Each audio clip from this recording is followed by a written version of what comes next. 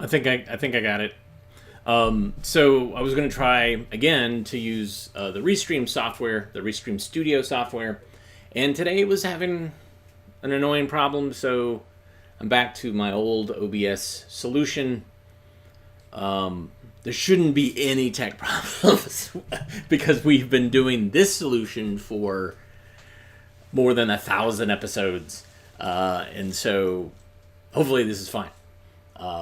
But I will be trying out that new tech solution tomorrow because tomorrow is our 1,000-minute show, and we'll just keep trying and trying and trying. Anyways, I'm Skip Elsheimer. Welcome to the AV Geeks Lunchtime Streaming Show, where for some reason I decided to explain to you a whole bunch of stuff that if you don't know who I am, you're like, what is this guy talking about? Anyways, here I am. We watch old 16 millimeter films. You think by my doing this 1,000 times that I would know how to intro this. And that was China's Children. And I have quite a few films that actually look at children in China at different times in educational. So we have from the 30s, although someone in the comments thinks that that film was from the 20s, which is totally possible. Early on, stock footage would be routinely reused with very little attention paid to when it was relevant. Somebody's like, oh, somebody shot this footage in the early 20s. It's 10 years old, but nobody knows. It's China. China didn't change. But then I have from the 40s, 50s, 60s, 70s, and 80s. Because that is interesting. When you look at a child in the culture, you get a sense of the culture.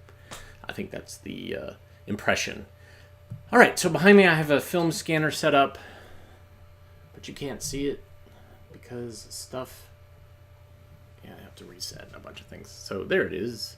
There it is, right there. Yeah, let's watch a film. This is Auto Repair, The Costly Ride. Enjoy.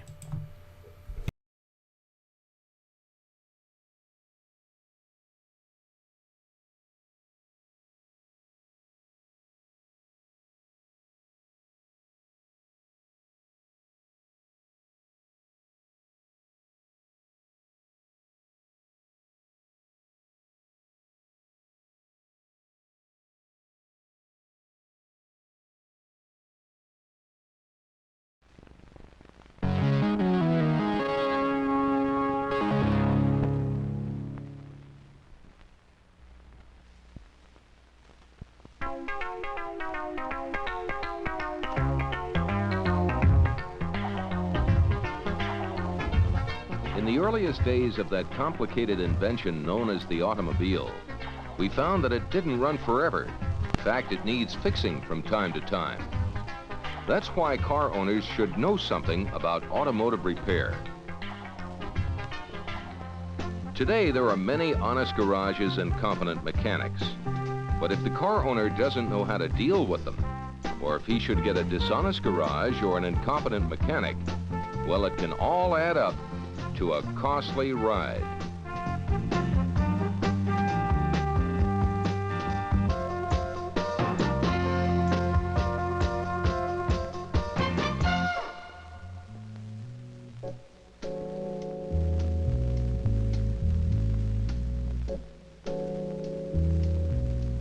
The largest number of complaints to consumer affairs bureaus deal with automobile servicing. But this is hardly surprising. After all, repairing an automobile is a real mystery to the average driver. Auto repair is a very technical field that leaves most of us dependent on those who understand it.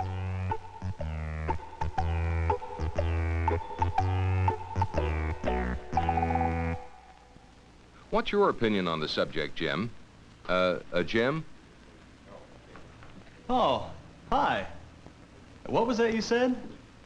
Why is auto repair such a consumer problem? Well, there are a lot of reasons, really.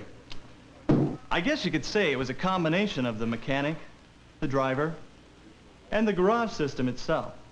How's that? Well, to start with, Most garages pay their mechanics a commission on work done, rather than a straight salary.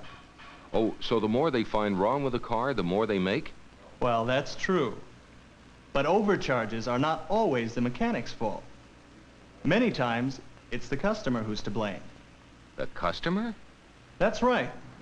They don't always approach a mechanic like the professional he is. They come on like the pro and ask for costly or unnecessary repairs without really knowing what's wrong. Well, it's been acting a little sluggish. It just needs a good tune-up. Well, what's it been doing? Well, lots of things. It just needs a complete tune-up. Okay. His problem could be as simple and inexpensive as a clogged air filter.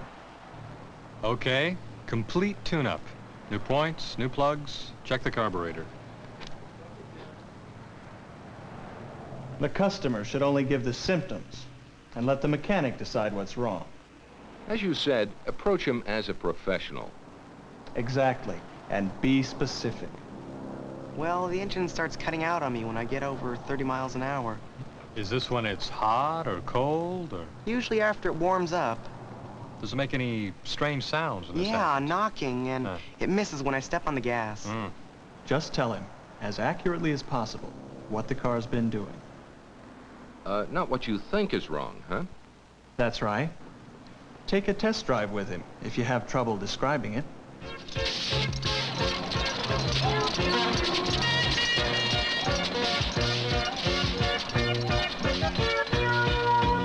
And be sure he gets it down exactly as you tell it to him. Or better yet, give him your own list. And whether it's the service manager or the mechanic, get a copy of the service order. Then you'll be sure. Yeah, it's always a good idea to get a copy of the service order. And the estimate, too.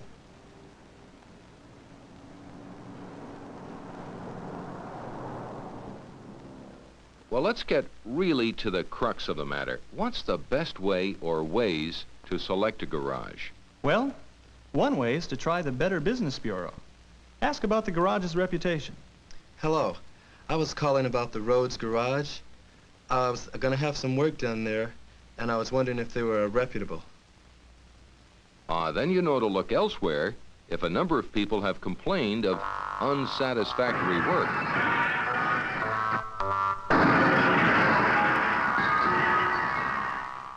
Something else you might do is ask your friends. See if they have a garage or a mechanic they're happy with. A well-treated customer is your best recommendation. You also might look for a garage whose mechanics have this certification. What's it stand for? For the National Institute of Automotive Service Excellence. Which means? Which means that the mechanic who wears this patch is qualified to repair your car.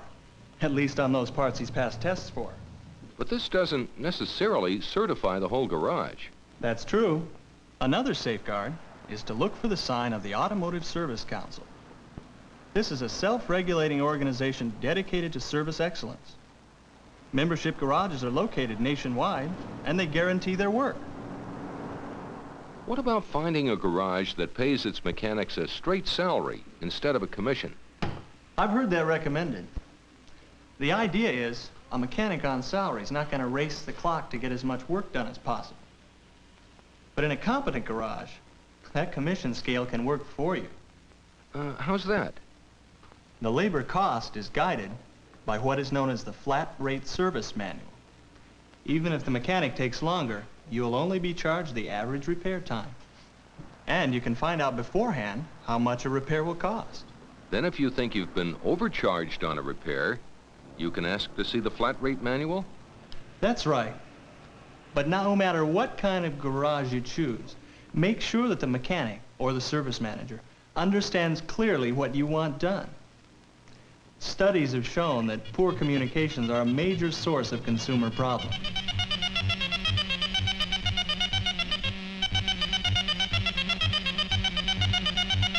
Okay, let's say you've selected your garage, given them all the information, got your order and estimate all squared away, and then you get a call like this. Well, it doesn't look like those seals are going to do it. You need another transmission. Now what do? Well, if you're called with a revised estimate that varies a great deal from the first, it's not a good idea to automatically agree to it. All of the parts have had it. It's got a lot of miles on it, a lot of wear. These things do wear out, you know. Well, what will this involve? Uh-huh. How much will that cost? Sure, most people will agree to more repairs just to get their car back as soon as possible. That's just the point. Before you agree, if you can, get a second opinion. But it's, in my opinion, I would go with a new transmission. You mean there can be quite a variation in price? That's right. Call them up, get their prices, especially on what you know will be an expensive job.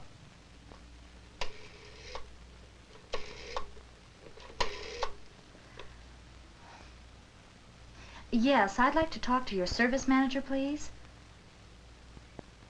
Hello? I'd like to know how much it would cost to replace a transmission. And when you call a garage, be specific about just what it is you want done, so a proper estimate can be made. Okay, now after you get your car back, what if the repair bill doesn't itemize the parts and labor? How are you to know exactly what the charges are? Ask the mechanic or service manager for an explanation of all work done. Well, now, this part is the, Let's see. That's just a couple of bolts. Oh, the bolt. Did you replace the bolts, or? Yeah, we what'd put you- in some new ones. They were rather corroded. Oh, I see, yeah. It's totally within your rights to question anything you don't understand. It's your car and your money. What about a test drive before paying the bill? Well, if it's necessary, they'll do that without being asked. But you can always take it out for a test drive yourself.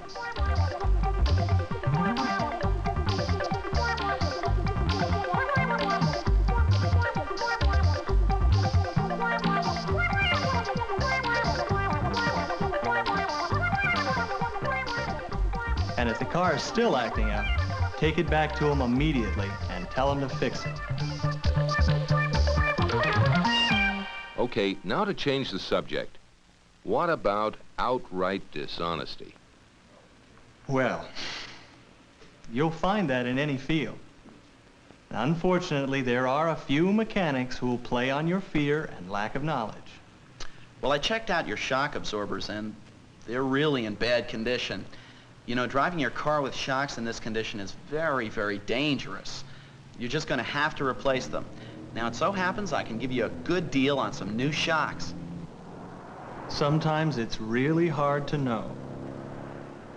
Then a lot of it comes down to finding an honest mechanic. Well, that's important, sure. But that's not the biggest problem. You know, in states where the Consumer Bureau checks out complaints, they found that the greatest number can be traced to simple incompetence. Even the most honest mechanic can misdiagnose a problem. But it still overheats, Bill, even when I just drive it to the store. I put in a new radiator, water pump, hoses, even a thermostat. Well, then what else could it be? Well, maybe a hairline crack in the block. And if the driver doesn't understand mechanics, as most of us don't, what can one do about it? Well, it's generally not that bad. Most cars are fixed right the first time, but not always.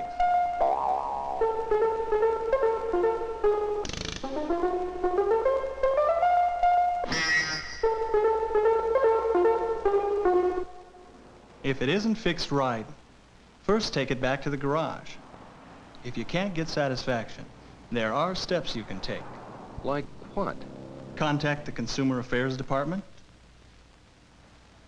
the Better Business Bureau, or as a last resort, take them to small claims court. If they're in the wrong, most garages will settle quickly if you threaten to take action. I've heard some authorities recommend that you mark the parts you know need replacing if you have any suspicions. Sure, you can do that.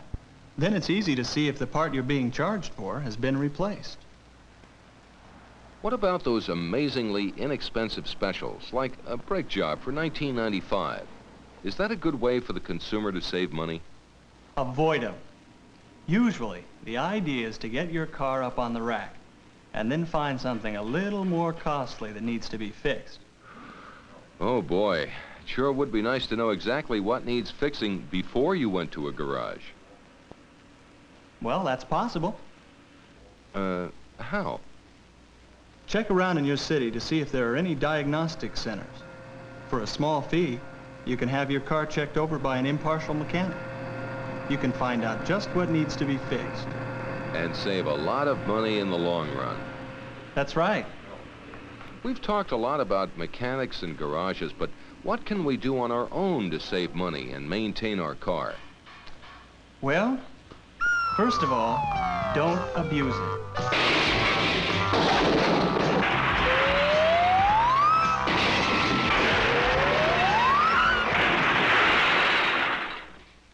Remember that your car is a complicated piece of machinery. And for starters, you can get to know basic auto maintenance. You know, how to change the oil and oil filter, remove a tire, things like that. Another way to save money is to follow your owner's manual instructions closely. Well, have your car serviced when it says to. You'll save a lot in corrective repairs that way. What if you've lost your manual? Well, you can write to the dealer or directly to the factory for a new one. I've been told that keeping a repair log helps. Yes, it does. Keep a list of all repairs done, no matter how minor the service. This way, you'll know when a part needs replacing or service, and you can avoid being sold unnecessary parts and labor. So there is a lot you can do. Yes, there is. And most of it is just good common sense. Car problems have been around as long as cars themselves. It's a pretty complicated machine.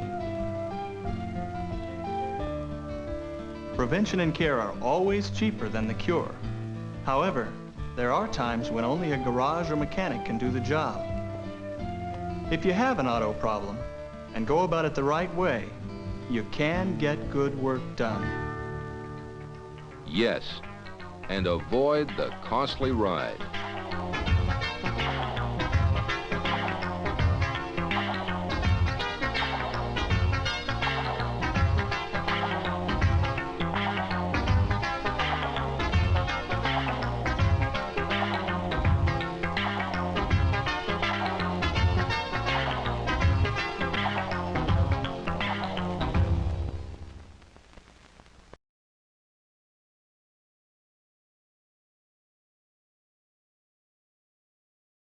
Wow, that was great. I love it. All right, so I'm going to be talking as I switch up for the next film. This will be something that I'll be practicing for tomorrow because I'll be doing this a lot. And if I could get a remote webcam, I would set it up so you can see the threading process, but I don't have that feature right now. So we're going to do it. So I pulled the film off the shelf. Voila. Film has, it's usually taped down. There is, you see there's a leader at the beginning, and this says where it's from. This is from Appalachia IMS. Hollidaysburg, Pennsylvania. And this was, for those of you who saw my friend Jerry, not Gary, Jerry yesterday, he went with me. We rented a big truck and I picked up a bunch of films in the middle of nowhere in Pennsylvania. And then I drove a 25-foot truck filled with films, and it was a nightmare. I had to drive up and down mountain ranges.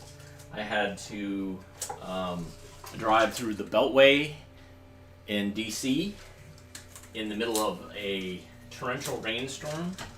And that's when I realized, like, you know, wow, no one's letting me in. No one's letting me in to merge. And I'm like, oh, if I just turn on my turn signal and start just heading over into that lane, people will let you in because you're a giant truck and they don't have any other choice. So that's what I learned about being aggressive. And it was also I think it was like a 15-gear truck, which I didn't know how to drive. They probably should not have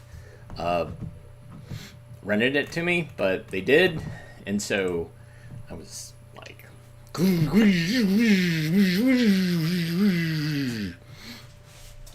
all right. So anyways, I threaded up the film. This next film is called, where is it? Science Skills, Interpreting Data. Science Skills, Interpreting Data. Okay, enjoy.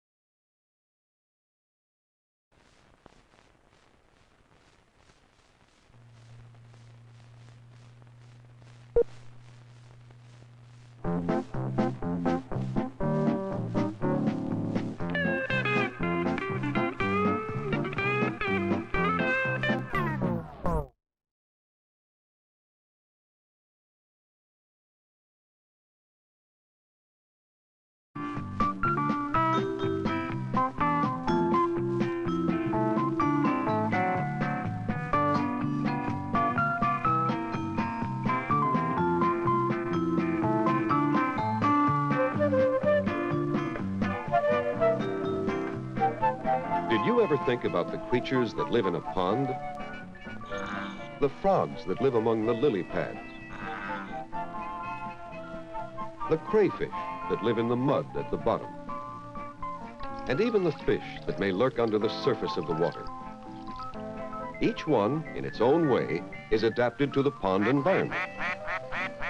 They live in a water world, so their lives probably depend on the quality of the water in the pond.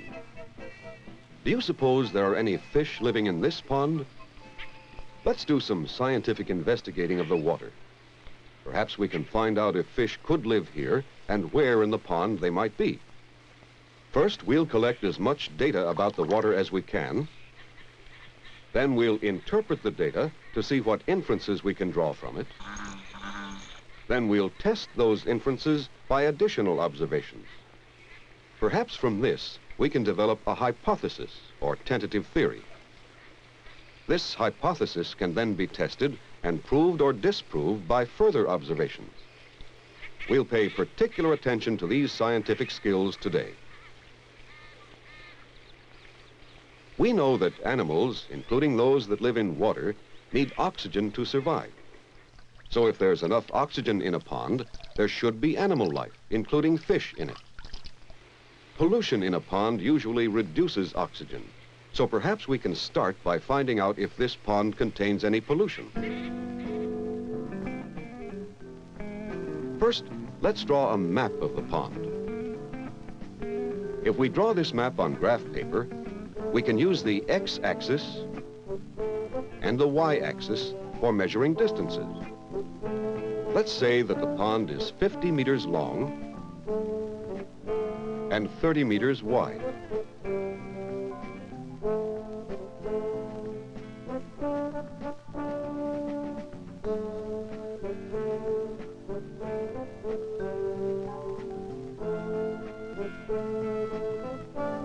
Now, if you want a sample of the water from the middle of the pond, you would go half the length of the pond along the x-axis. Then you would go half the width on the y-axis. If you draw a perpendicular line out from each of these 2 points, they'd meet at the middle of the pond, wouldn't they? These lines are called coordinates, 2 or more lines which come together to give a fixed position. At the pond, we can line up 2 stakes on the shore for each coordinate. As long as we can see that the 2 stakes are lined up, we know that we're on one of the coordinates.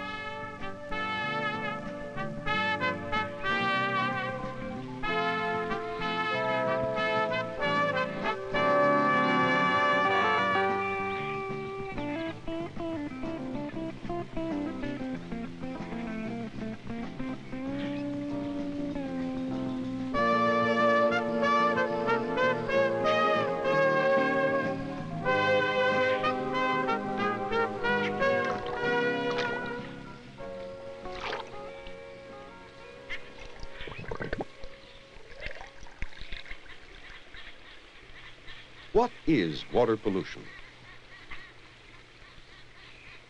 A pond is polluted when it contains too much of any substance, such as poisonous chemicals or sewage, which will threaten the natural life of the pond.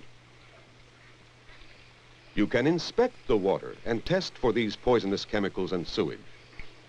Then you can test to see if the water is acid, or alkaline, or neutral. You may remember that this test is also used on soil and is called a pH test. It'll help determine if plants can grow naturally in a pond.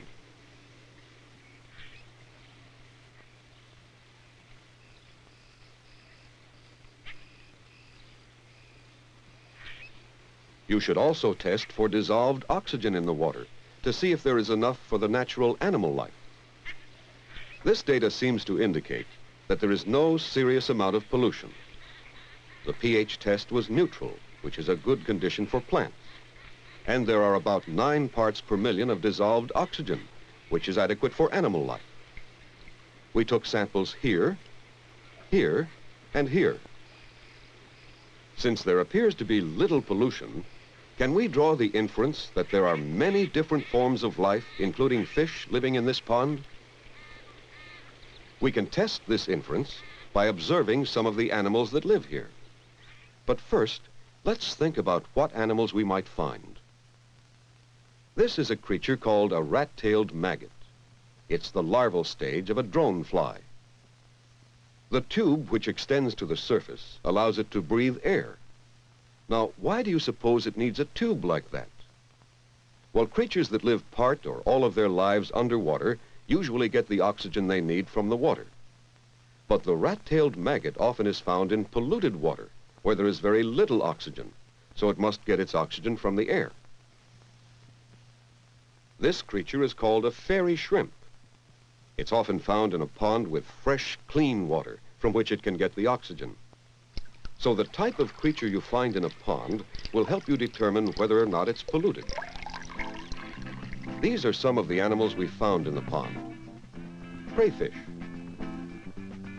This is a red mite, which is closely related to the spiders. A mosquito larva.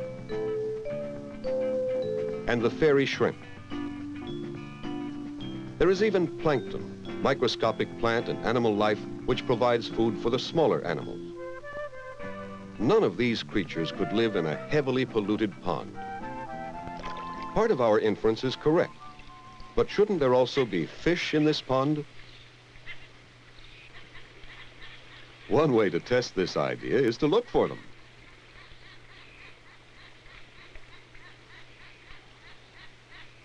But to investigate the fish, we need more data.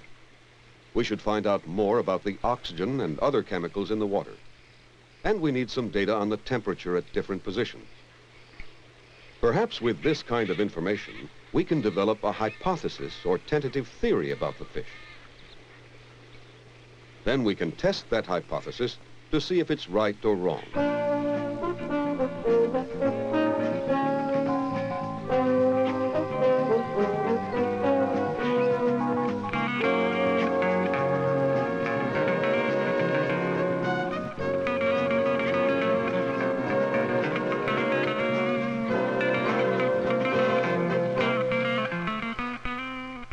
Data like this can be valuable for several different reasons. For example, you may remember that if plant life is to survive, there must be ample amounts of carbon dioxide present. This is true both on land and in water. The plant combines this carbon dioxide with water by using the energy from sunlight. This produces sugars, which the plant uses as food. In the process, the plant releases oxygen during daylight hours into the surrounding water. All animals absorb oxygen and give off carbon dioxide, which the plants can use. The exchange of carbon dioxide and oxygen between plants and animals is fundamental to the survival of both. Other chemicals are present in the pond in small amounts. Among them, nitrogen is important in the growth of plants. Calcium is important, especially to shelled animals in growing their shells. Phosphates are important as a plant fertilizer.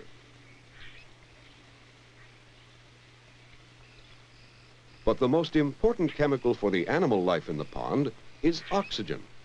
So let's look at the data. We took our water samples and temperature readings at these coordinates. At 5:15, that's about 5 meters from shore along this coordinate. At 15:15, at 25:15, which is right in the middle, then here at 35:15, and at 45:15. Notice how the oxygen seems to be more concentrated in the middle of the pond. Notice also how the temperature of the water seems to be lower at the middle. Let's see if we can make a hypothesis. Where the temperature of a pond is lowest, the concentration of oxygen is highest. And since fish, like all animals, need oxygen, they will be found at that point in the pond. We can test this hypothesis with additional observations and tests of the water. But now we must be careful to identify all variables and to control them. We're going to make further tests of the oxygen and temperature of this pond. But this time, we'll increase the number of positions, and we'll test the water at these positions on 3 different days. We'll also take the water temperature at each position. We'll make some notes about the weather conditions each day, and we'll measure the depth of the pond at each position.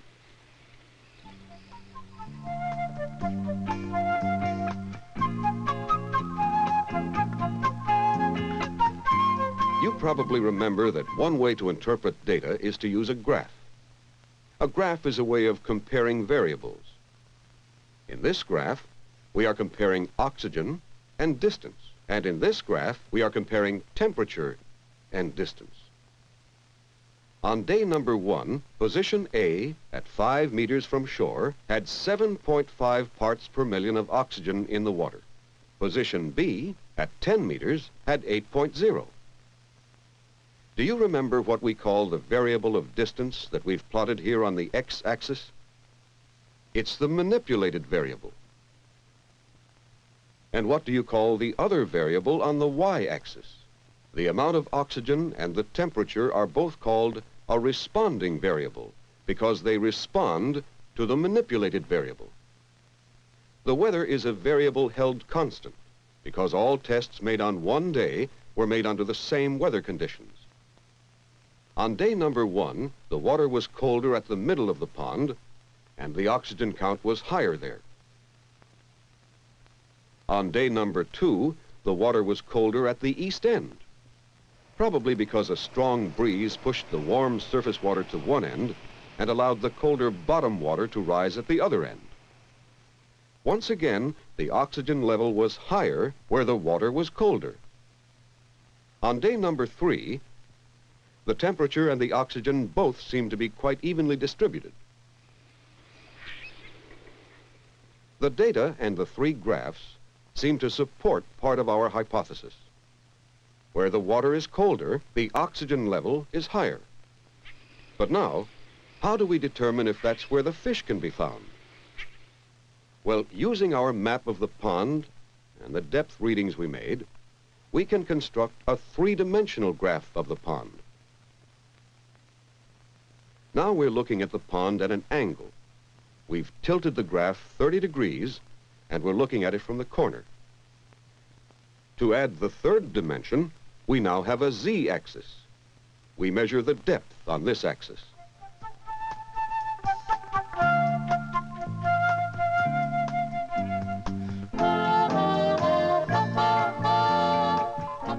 Now we can begin to see the underwater contour of the pond.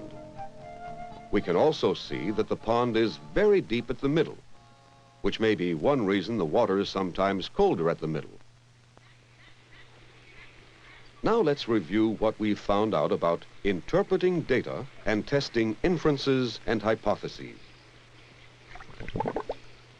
Today we started by collecting data on the pollution in the pond. We interpreted the data and drew an inference that there was considerable life in the pond. We tested the inference by making some observations. We found the inference to be true, so we collected more data. We then interpreted the data and developed a hypothesis about the relationship between temperature, oxygen, and fish. We then tested the hypothesis by making further observations.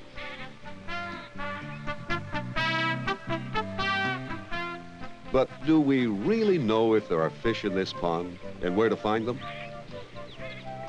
Well, we'll still need to make some further observations for that.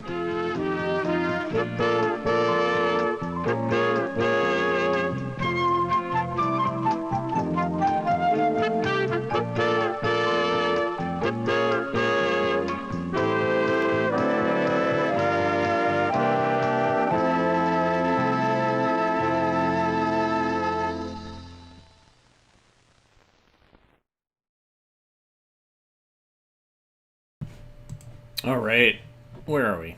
Where am I? I'm not visible. There I am. Yeah, so I have a whole series of those. Maybe we'll watch another one of those tomorrow. That'll be exciting. So what are we watching tomorrow? What are we doing tomorrow? Tomorrow is actually, even though we had the 1000th episode on Wednesday, we've decided to celebrate the fact that we did 1,000 shows since the beginning of COVID. And so my assistant Kayshawn was like, "Why don't you do a 1,000-minute show?" And I was like, 1,000 minutes? Like, oh yeah, that's like 16 hours and 40 minutes. That's doable. That's not quite 24 hours, which is grueling, and I have done in the past. But it's and it's just before Christmas, and so tomorrow we're going to start at 9 in the morning. Eastern Standard Time, so you will see me. I will be blurry-eyed, and hopefully things will run okay. And we'll run until, I don't know, 2:30 something.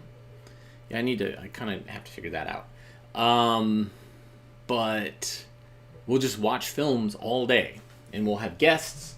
And I'm gonna actually thread up the film, the next film, and we'll try to run everything from the scanner, unless it explodes, and then we'll have to come up with a plan B. But yeah, we'll just watch a bunch of films all day, and I'll have people in the studio, in the archive really, coming, and I will have people zooming in or virtually here. So maybe some Found Footage Festival guys will show up, and they've made some requests. Also, some other friends and people that have been on the show in the past. So that will be exciting. And a quote-unquote musical performance, not really musical, more visually assaultive thing. A project that I did a long time ago with my friend Ian, back when, in the early days of AV Geeks, it was part of a collective called Wiffle Fist, and we did this thing that was a bunch of repetition and audio loops, and we've extended it, and now it's going to be audio and video loops. So, yeah, that's what we're going to be doing. So this next film, inadvertently, I just pulled it off the shelf because I haven't seen it, and that's what we're probably going to be doing a lot of tomorrow, is pulling stuff off the shelf. And this one, I looked it up, has something to do with Christmas. Who knew? All right, so this is a piece of cake. Enjoy.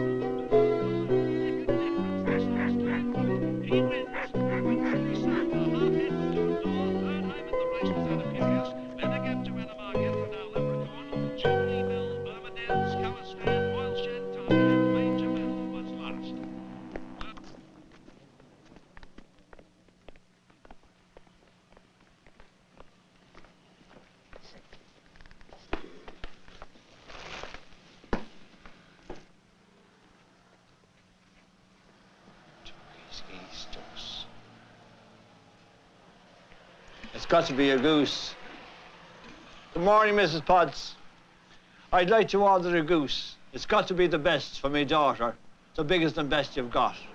A goose? Yes, it's me daughter. She's coming home for Christmas, and I'd like to order a goose. Yes, well, I'm afraid we can't give you any more credit.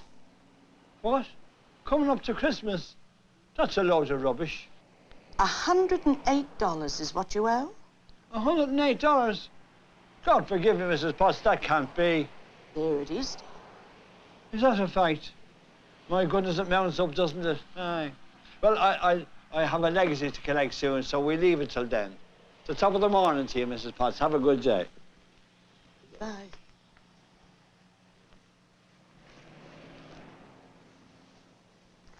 I thought his daughter was dead. Dead? Oh, no, no. Good day, Mrs. Potts.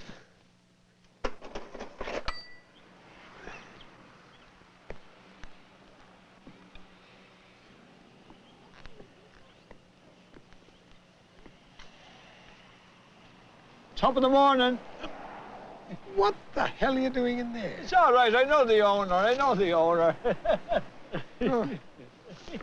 I'm thinking of buying one of these. A car? That's right. Oh, you're always telling me your house payments keep you in the poorhouse. That's right, too.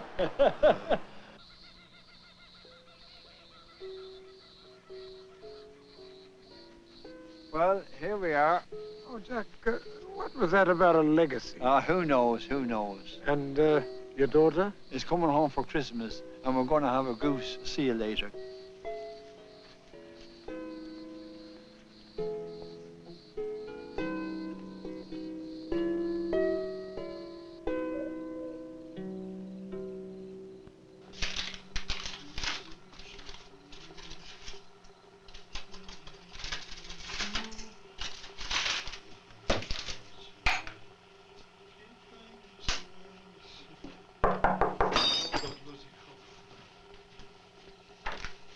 Oh, Bert, you frightened the living daylights out of me. I came in the back way. Oh, I heard you. I'm not deaf.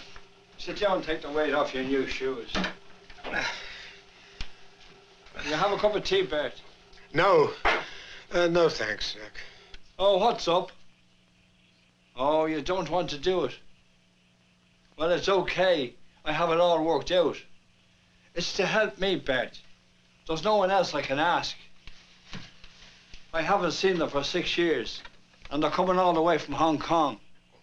Jack, you know as well as I do that... What?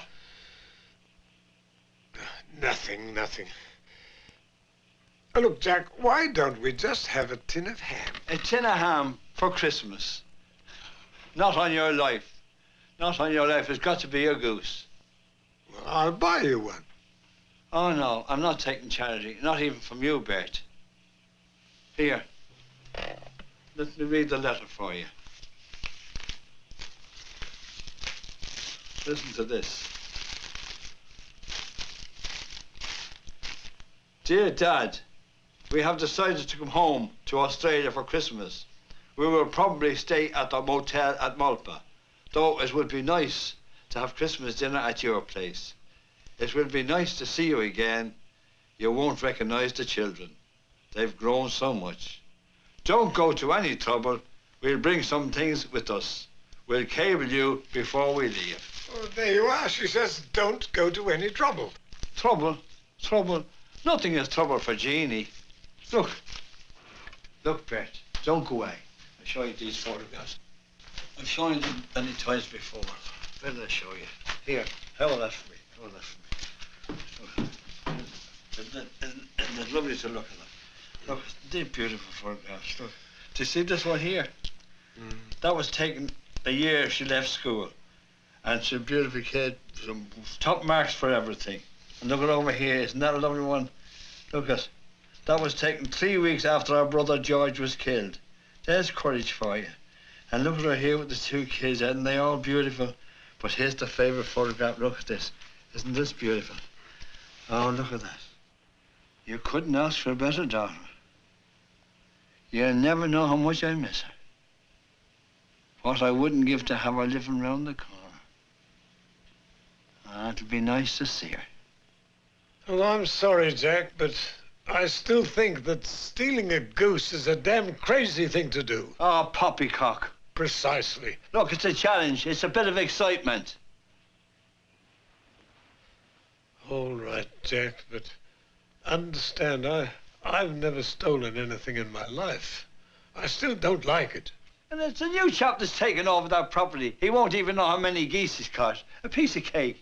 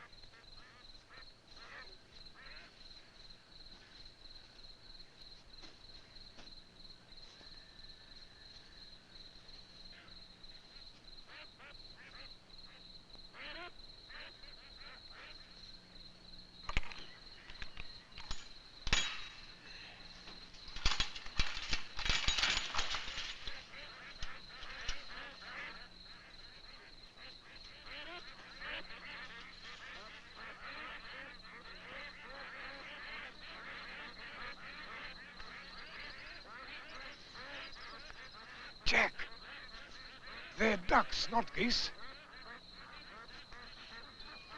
A duck'll do.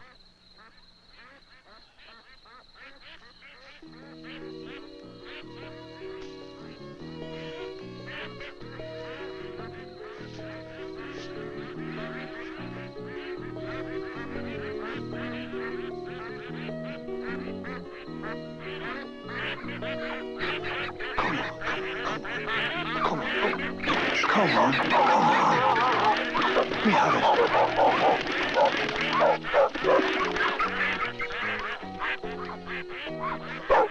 Bert, the sack.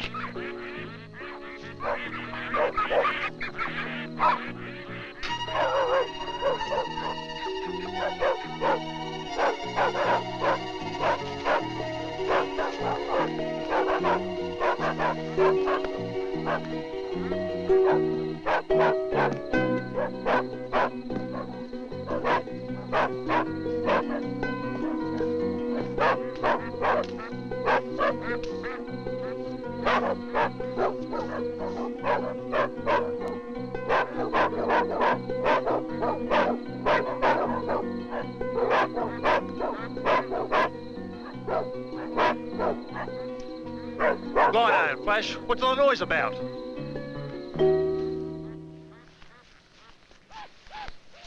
I called her Molly. Oh. She's not exactly jumping for joy, is she? Well, give her a chance. It's the new place. She'll be all right tomorrow. Come on in. Come on in and sit down. Close the gate. Close the gate.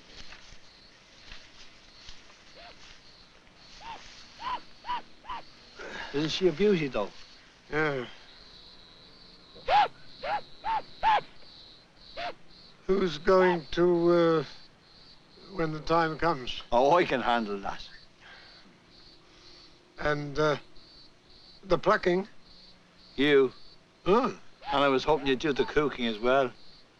A duck?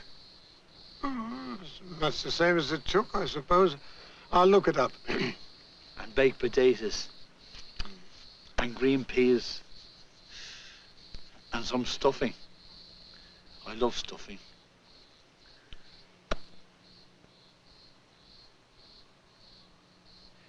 It'll be like when Etty was alive. And your dear old mum. We mustn't forget some decorations.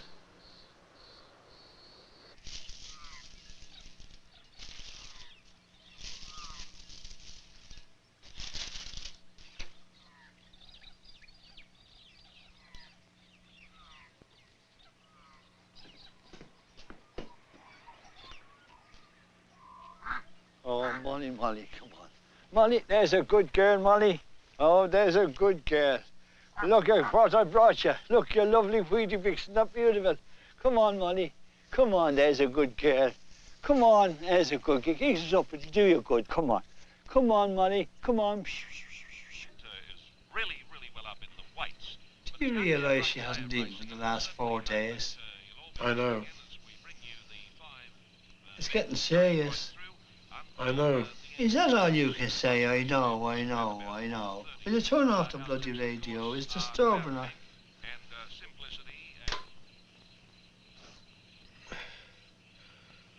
Well, is there anything else we can give her to eat? Not that I can think of. Porridge? Not at all. Lettuce? No. Well, worms, perhaps, eh? She's probably full of them. I tell you what we do. We keep her inside tonight. It'd be a bit cozier.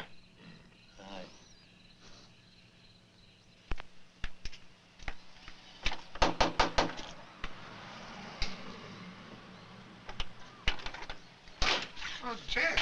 She's no better, Bert. Would you come and help me find the vet? Yes, I'll get my jacket.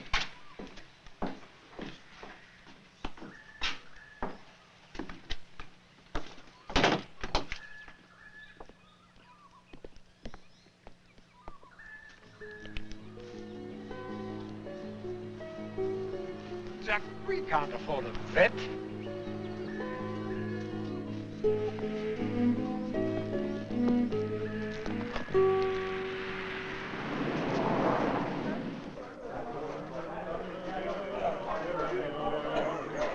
That's all right.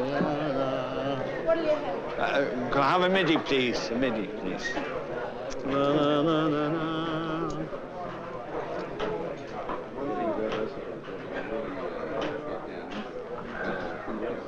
Thank you very much. Mr. Finch. What a coincidence. I was only talking about it the other day. I'm sure you don't remember me. You put our dog to sleep 8 years ago. Well, I have a friend that has a sick duck. And I said to him, if I could find the vet, Mr. Finch, he'd give you some advice. Aye, piece of cake. Do you come in here often? I never saw you here.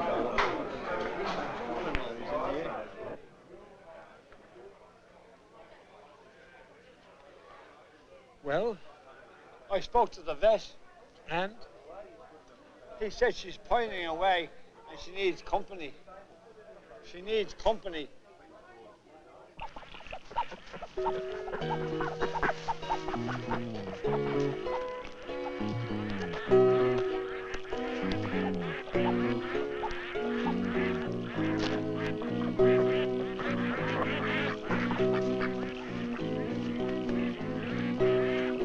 Hold it! What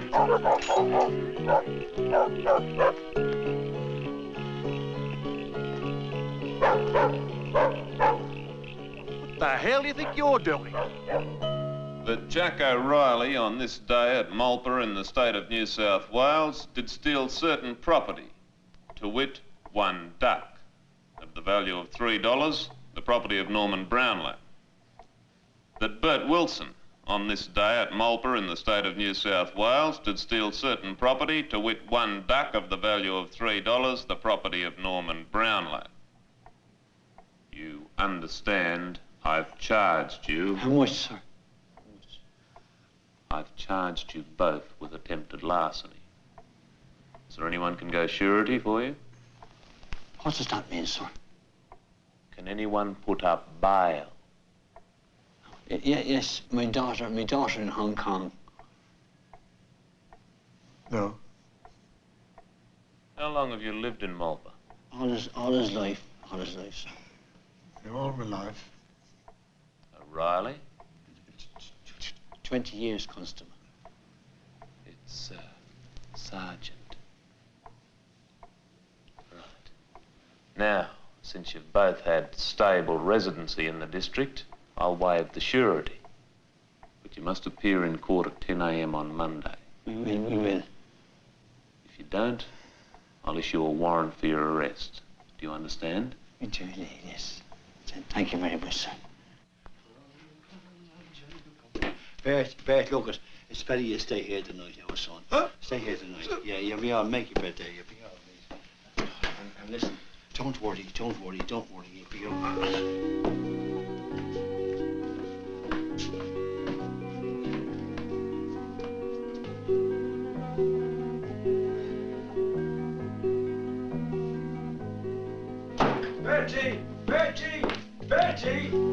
Bertie, she's eating her tucker. Isn't that grand? She's eating her tucker. There's a good girl. You've eaten up all your tucker. Do you feel better now, girl? You do? She feels better now, Bertie. Isn't that great? Oh, come on.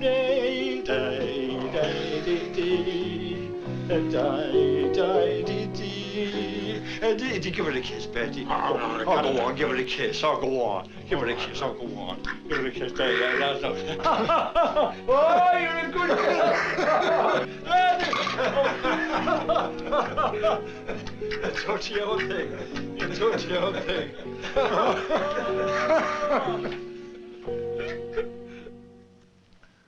Do you have anything to say? We do indeed, Your Worship. Sir, Your Honor. The reason we pleaded not guilty is because we were not stealing the duck. We were putting it back. You see, it was like this, Your Honor. We were coming home after a night out. You know the way you've often had a night out yourself, sir. And we were coming home, and we saw this little duck waddling up the road. Yes, carry on. Well, I picked it up and brought it back to its mates. How did you know where its mates were? Pardon? How did you know where its mates were? We didn't know, sir. Just took a chance, lifted it up and brought it to the nearest gateway, and there was his mates. Why didn't you return it to the house? Oh, bloody questions. Now speak up, man. Speak up. The house was in darkness, Your Honor. The house was in darkness, sir. Yes. Well, since you were not seen leaving with a duck, and since Mr. Brownlow says he can't say he saw you handling a duck, it seems nothing can be proven against you. But let this be a warning. Next time, return the property directly to the owner, whether you think he's asleep or not. Case dismissed. Thank you very much, sir, Your Honor. Thank you very much. Piece of cake. I knew the minute I saw that magistrate, it would be a piece of cake. So, well, I must admit I was worried. You're a born worrier. Well, tomorrow we start in earnest. The last of the Christmas shopping. A Christmas tree. They'll be arriving in a few days, you know. Hey, what about a Christmas pudding, Bert? Do you think we could stretch it to a Christmas pudding? I'm sure you can find a recipe on one of your books. Ah, Molly Caird. Molly Caird, oh, we did it, Molly Caird. We did it. Give us a kiss, Molly Caird. We did it, Molly Caird. Oh, there's a good Caird. Aye, we did it, Molly. In spite of old Bertie's premonition, we did it. But hey, wine, I forgot about wine. Never thought of wine. Where would we get some wine? Where would we get... Jack, will you stop it? Sit down, Jack. I've got something I want to say to you.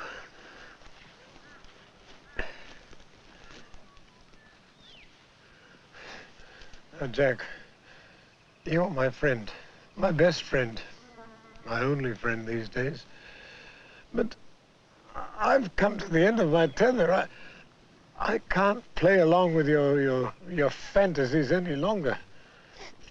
I've helped you steal twice, almost twice. I've been taken to the police station. I've appeared in court on a charge of larceny. I almost got sent to jail. Well, what's going to be next, Jack? What's going to be next? I can't take it anymore.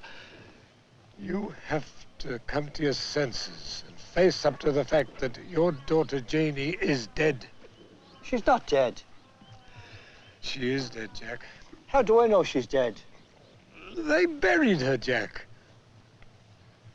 Look, from the far side of the world, anyone could ring up the local police station and say, would you go and break the news to the old man that his daughter is dead?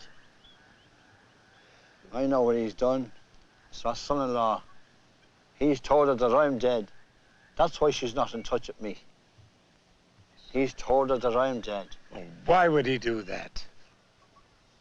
She's going to walk through that gate one day and say, there you are, Dad. I knew you were still alive. But why would your son-in-law say that you were dead? He's probably gone off with another woman, and he doesn't want a family row. He and the children write to you. That's just a front. Where's your daughter's letter, Jack?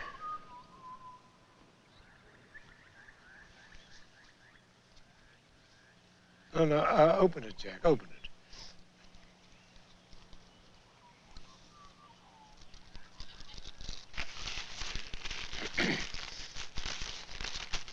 And, well, when was it written? The date, Jack, the date at the top of the letter.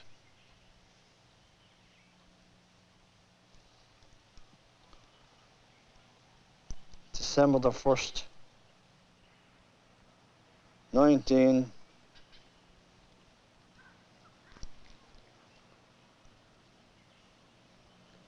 She's been dead for over 5 years, Jack.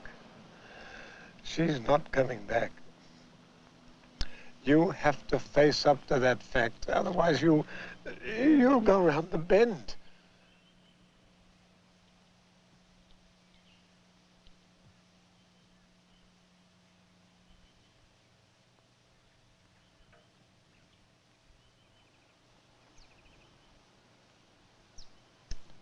You're right, you know.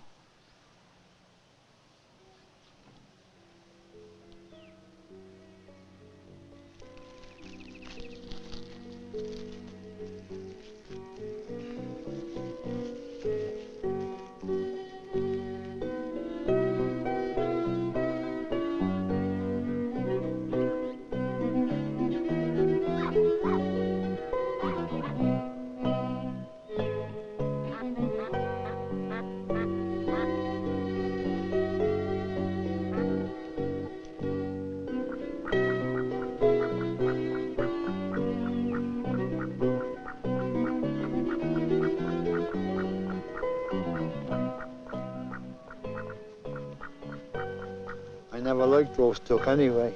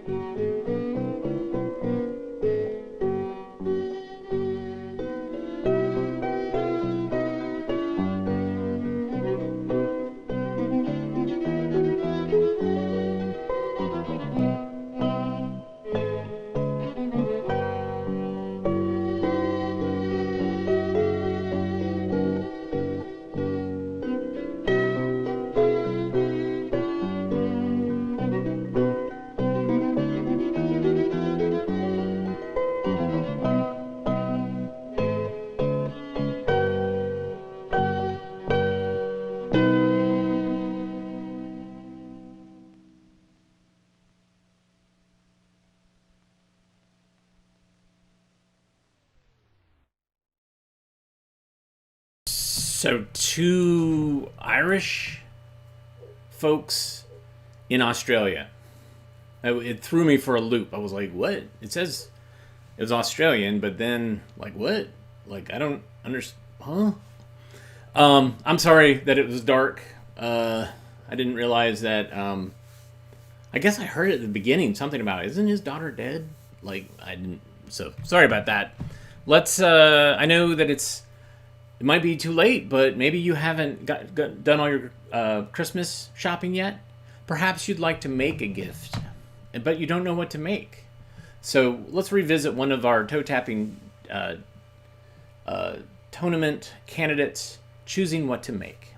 Enjoy.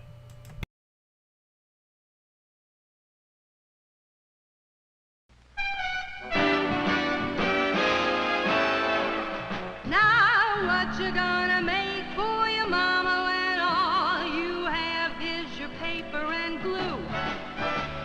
You might wanna make her a flower pot, but I'm afraid that won't do. 'Cause you put in the dirt, you pour on the water, and the paper pot would fall apart. With your paper and glue, what you probably should do is make her a real fancy card. Now what you gonna make for your daddy when all you have is a big lump of clay? You might wanna make him a real nice card for his birthday or Valentine's Day. The cards made of clay are almighty thick, and envelopes are kinda thin.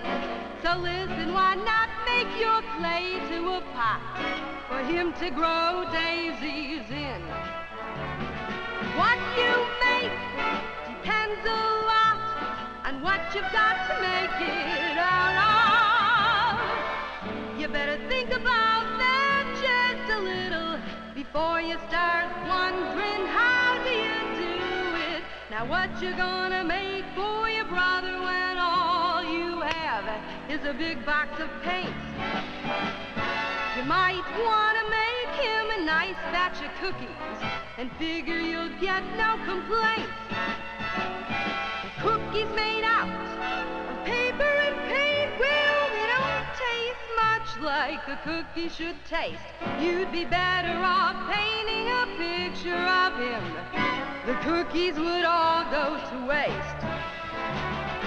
You've got milk and flour and eggs.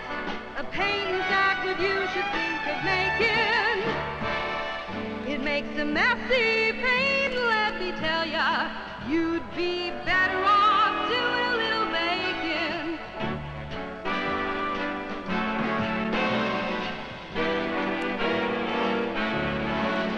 If you want to make a nice thing, better start off with the right thing. I think you'll turn out okay. If you want to make a nice thing, better start off with the right thing. I think you'll turn out okay. I think you'll turn out okay.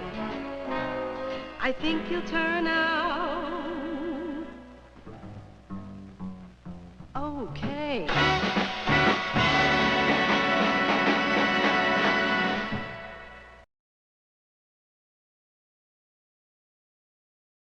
He'll turn out okay. Great. Yeah, we couldn't end on that film. It was a little dark, so I had to give you a little something to think about. So tomorrow is Saturday. Normally we don't do shows on Saturday, but we are doing our 1,000-minute show, starting at 9 in the morning and going until 2-ish. So come on by, say hi. It'll be a lot of fun. You'll watch an inordinate number of films. And you'll see me all blurry-eyed, like really drinking important coffee. So there you go. Thanks for tuning in. If you like what you saw, thumbs up. You can do the super thanks button. Tomorrow you can also donate. You can also go to patreon.com/avgeeks or ko-fi patreon.com/avgeeks. Those are all great ways to support us. But just showing up, that's very much appreciated. So we'll see everybody tomorrow, bright and early.